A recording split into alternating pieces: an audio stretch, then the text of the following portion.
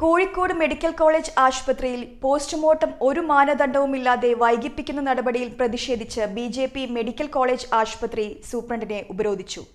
BJP Kozhikode ജില്ലാ president advocate V K Sajeevan ഉപരോധ സമരത്തിന് നേതൃത്വം നൽകി. കോഴിക്കോട് മെഡിക്കൽ കോളേജ് ആശുപത്രിയിൽ പോസ്റ്റ്മോർട്ടം നടപടികൾ അനിശ്ചിതമായി വൈകുന്നതിൽ പ്രതിഷേധം ശക്തമാകുന്നു.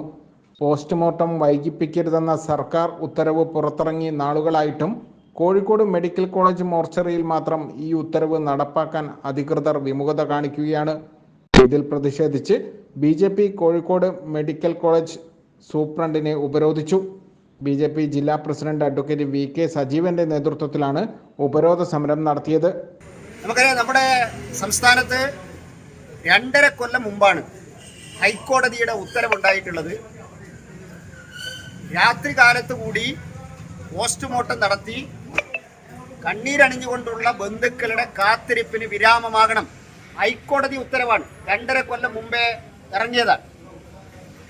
അതെങ്ങനെ നടപ്പിലാക്കണം എന്നതിനെ സംബന്ധിച്ചൊക്കെ വിവിധ രീതിയിൽ ചർച്ച നടത്തി. 2022 പോലീസിന്റെ ഉത്തരവിറങ്ങി. രാത്രികാലത്ത് കൂടി ഇൻക്വസ്റ്റ് നടത്താനുള്ള സംവിധാനം, അതിന്റെ സർക്കുലർ ഇറങ്ങി.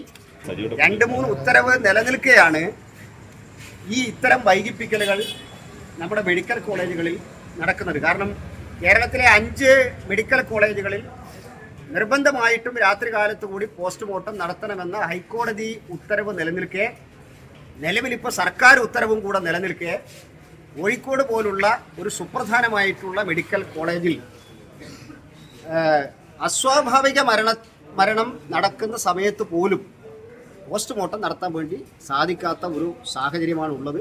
ACV news, Kozhikode.